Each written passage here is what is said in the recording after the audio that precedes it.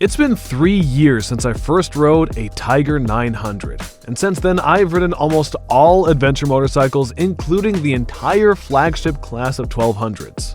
And here is what I've realized over those years. Tiger 850 and 900 GT are incredibly underrated motorcycles. When someone has money and decides to get a theoretical, versatile touring motorcycle without a clear understanding of exactly what they want, in such a situation, statistically, they get a big GS. In my opinion, this default motorcycle niche should probably be occupied by either a Tiger 900 GT when you have the money, or by a Tiger 850 when you have a little bit less. In an ideal world, it should be the best-selling touring motorcycle because it covers a wide range of tasks and can satisfy a typical motorcyclist's passion better than the other models. Today we're going to discuss exactly why it's so special. I travel a lot on different adventure motorcycles, and this is my review of the Tiger 850 Sport. Despite its price, the Tiger 850 gives you the atmosphere of a real premium. Let's discuss its comfort, as it's one of the most important features on touring motorcycles. Suddenly, it's one of the most comfortable adventures. Let me get this straight. There is a new Tiger 1200. If we learn its reviews, the most common feedback is that the Tiger 1200 is more comfortable than the 1250 GS, KTM 1290s, i.e. than most of the top-end motorcycles on the market. Which, I agree with. That being said, the Tiger 850 is on par with its bigger brother in terms of comfort.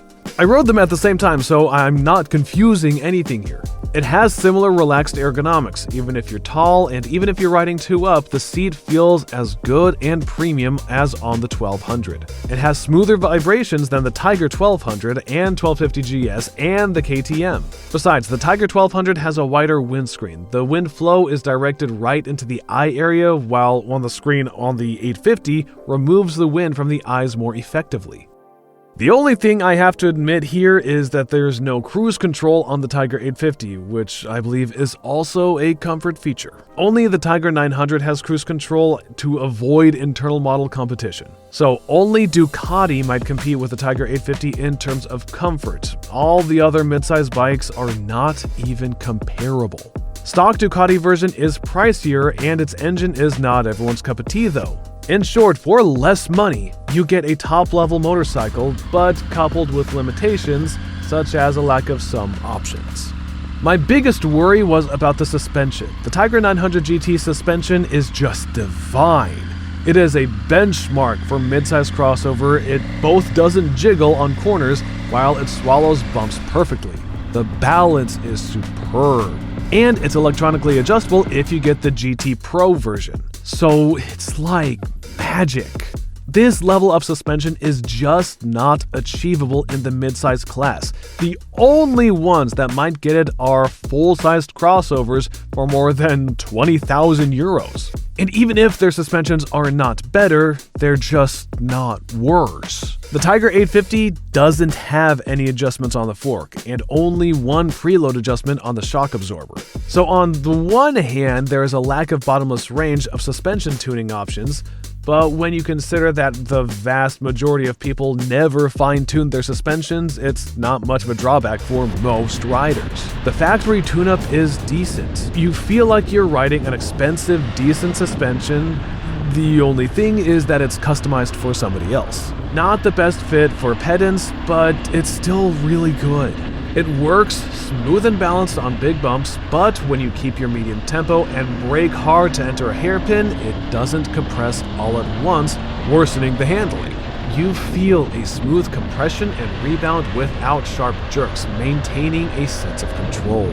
If you brake as hard as possible while turning, you might feel a little lack of stiffness though, especially riding 2-up, but so few people ride like that. Most crossovers in the price range have worse handling besides having the suspension adjustments, not even mentioning adventure motorcycles.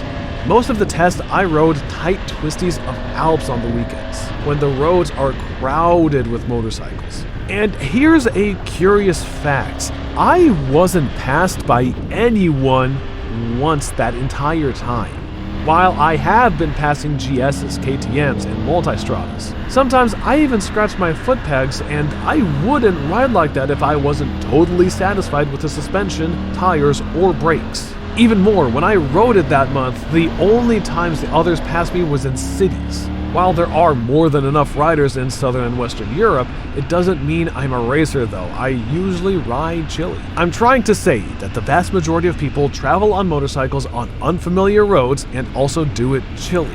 And the Tiger 850 covers that task by a long shot. Most folks who buy GSs for twice as much never go faster, and that's the point. There's only a handful of them that will ride it balls to the wall. And here's one more thing. Motorcycling is still uncommon, and the average Joe only knows a few riders, if any. On the other hand, there are a lot of studies and meta-analysis of internet addictions. And the French conducted a study where every fifth respondent has at least a mild YouTube addiction. Even considering they studied active internet users, it's still impressive. YouTube addiction is characterized by the creation of parasocial relationships that crowd out offline relationships, especially among people with social issues. Because your virtual relationship with influencers are more comfortable and more controllable, while the ones outside are unpredictable and can be traumatizing. I think that part is obvious. In addition, there's a lot of research on the psychological traits of influencers with findings that the vast majority of them are narcissists. I think that might sound like Captain Obvious, but we need to understand that it's not like influencers become narcissists while blogging. It's narcissists that usually want to show off and share their thoughts to the public. Like exactly what I'm doing. So there are correlations that I find worth giving attention to. The more narcissistic a person is, the more frequent they'll post their selfies. There was such a study about Instagram. You might assume that the more often a person posts content, the more popular they are, pushing other people's contents out of their feed. At the same time, narcissists have a greedy desire to have a large audience and work harder to become popular. It's an endless cycle. Narcissists are characterized by a whole set of other qualities, such as constant need for admiration from others and an overestimation of their own skills. These qualities lead to a tendency among motorcycle influencers to show off and ride faster and more aggressively than average people. If someone did a study and there was a large enough sample size, I'm guessing that we'd see a higher fatality rate among motorcycle influencers than among non-bloggers while having the same riding experience. At least 100% of motorcycle influencers die. It's a very dangerous job. My point is that a large number of people might have a perception that everyone in his close environment rides very fast, and that's how you're supposed to ride. While in fact it's probably a parasocial relationship with narcissists, which has nothing to do with reality and riding motorcycles. Anyway, what I'm trying to say is the Tiger has really good suspension. As an extension of the topic, I believe the Tiger 850 has optimal performance for most people. Both punchy low revs, and it pulls hard when you twist the throttle. It feels like it has decent power, unlike 650 or 750cc motorbikes. Most of the Tigers have flat torque curve and stable engine operation even at a very low revs as their feature. They don't stall or twitch, the engine behavior is always predictable and stable. And don't forget that it's a triple, it has better power response than twins. In my opinion, this is one of the most refined motorcycles in terms of performance, especially when coupled with the great gearbox and best brakes on the market. Now let me explain that. For example, we have the Kawasaki Versys 650. It's a fun bike, but riding it you sometimes feel like you want it to accelerate faster. It's going to be enough, but I want to have more. With a Tiger 850 or 900, you don't have those thoughts. I don't need more power for anything. The Tiger is punchy enough so I feel like I'm riding a powerful motorcycle. Moreover, I've owned much more powerful motorcycles as well as I often ride powerful motorcycles, but this one has enough for me. It is subjective and many will disagree, but it's what I feel. It's the same about the brakes. A Versys might have enough stopping power, so emergency braking might be similar between these two bikes. However, in real life, we brake more gently. We don't push the edge, you know what I mean? If I should describe the feeling of the Versys brakes as well as the brakes of the vast majority of mid-sized motorcycles, it feels like their reaction on the lever has something in between, and there's an operation range where you just don't get enough feedback. Reviewers don't say that because it's a common feature among the entire class, and it wouldn't make sense to compare these brakes to motorcycles for double or triple the price. I mean, they would only say something if there was a single disc on a 230 kilogram motorcycle, or if you feel the deceleration only after you squeeze it more than half the lever range. While on the Tiger 850, the brakes perform better while requiring less effort, still giving you a crystal clear feedback when you're pressing the smoother and lighter lever.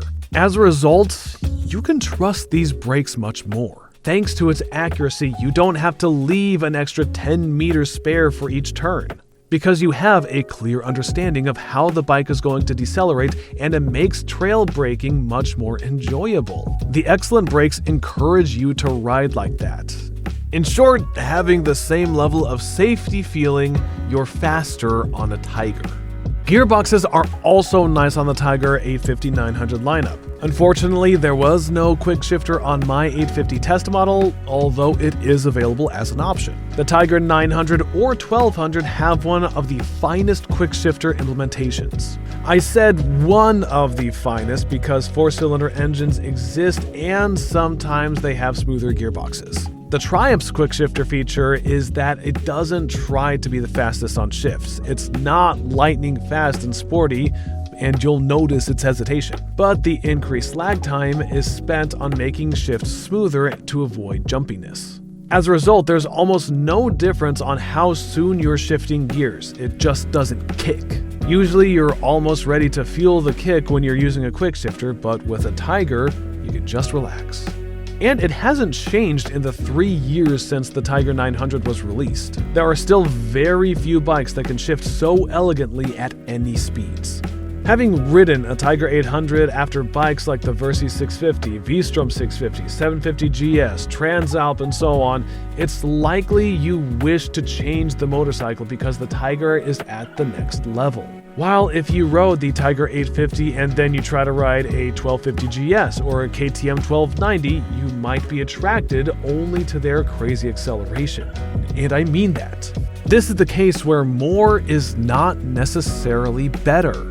The main reason is that even if you have the extra money, it makes sense to buy a Tiger 900 GT instead of, say, a Tiger 1200 GT. The former is just more comfortable. To put a 1200cc engine on the frame, you need to make the layout larger. The distance from the bottom of the engine to the seat has to be longer than a mid-size motorcycle. So having the same ground clearance for the 1200 while having a taller seat as well as the bike becoming wider, moreover, it doesn't make the ergonomics or the handling better. For example, if we're talking about the KTM 890, yes, the sitting position is a little awkward if you're a tall guy, unlike the Tiger.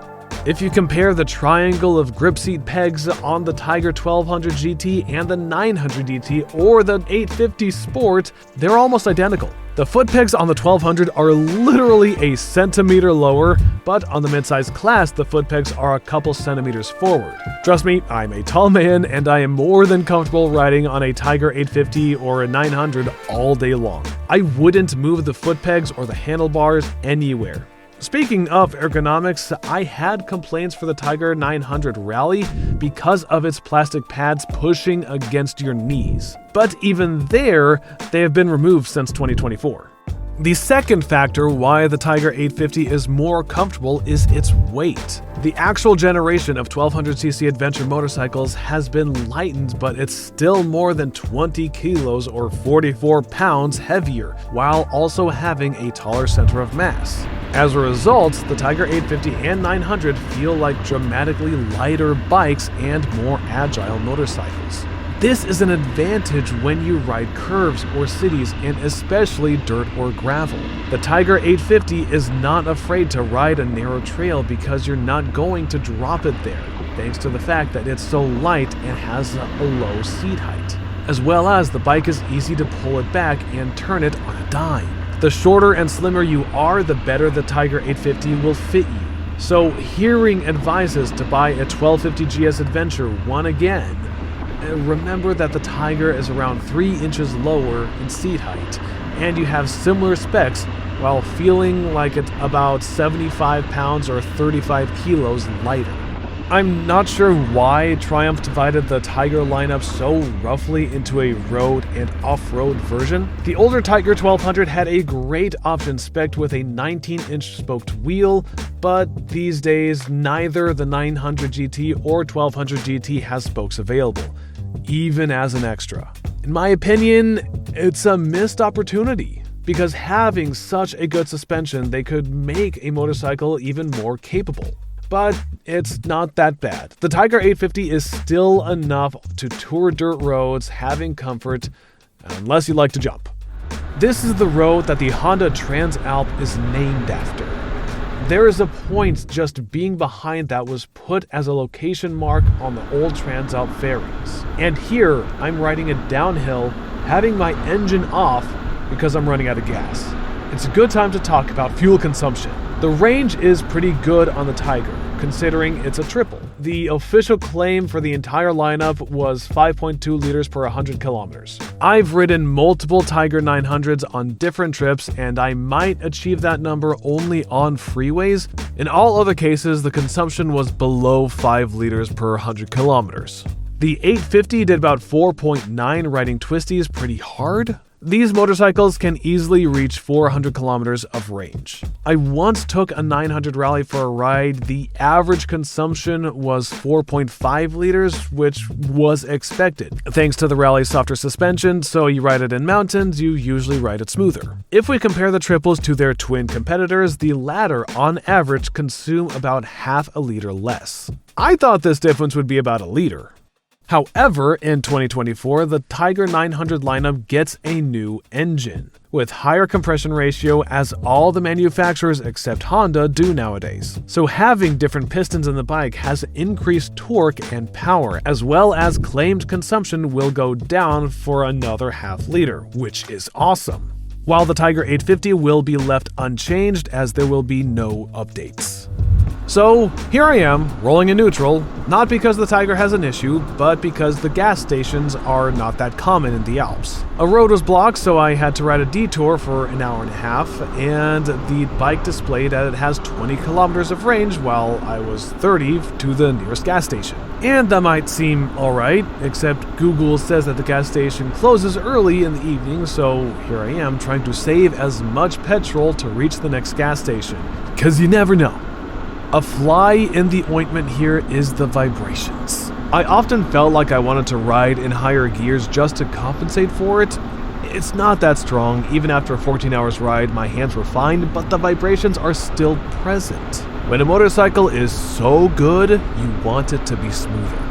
You can handle the vibrations riding on mountains, or you can even not notice them in the city. But they're annoying on a monotonous 130 km/h highway, and the absence of cruise control on the Tiger 850 makes it even worse.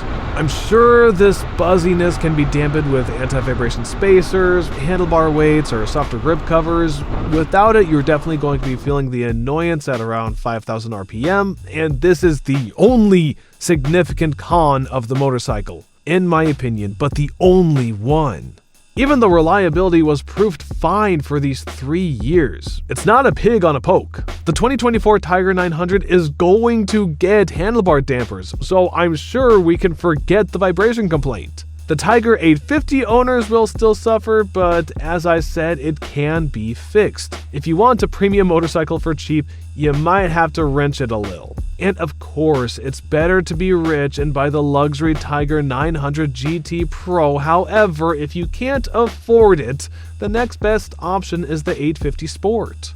It's the best of all-purpose machines for its price. There is a choice. You can get a bike which is faster or more off-road capable. You can even get a Chinese one, getting more features, cruise control, a set of cases, but do you really need all these things over a refined engine and gearbox? I've never seen another motorcycle of this price range where the suspension, engine, gearbox, brakes, ergonomics, finish, and so on feel like it's premium.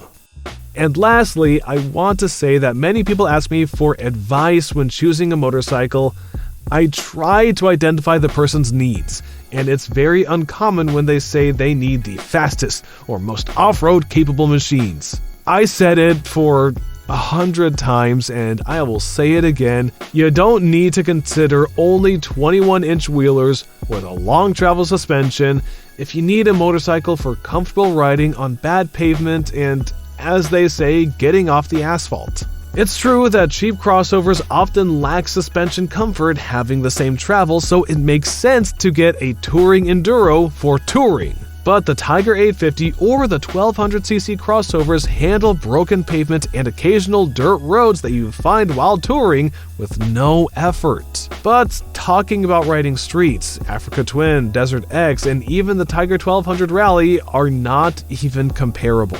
I love motorcycles such as the Touareg and the Tenere, but those bikes are for off-road oriented touring machines for those who appreciate that style of riding. Again, people often build their opinions based off the feelings of highly enthusiastic motorcycle influencers.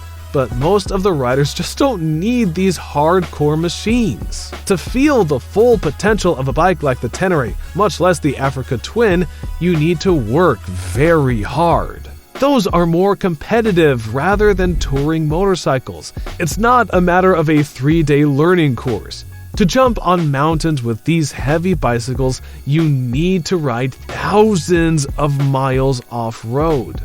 Time is a limited resource, so my advice is to consider whether you want to spend it stalking the trails on the nearest piece of forest, or if you want to see attack ships on fire of the shoulder of Orion and C-beams glitter in the dark near the townhouse or gate. When you're 30, it seems like you have your whole life ahead of you, and you have time for anything, but before you know it,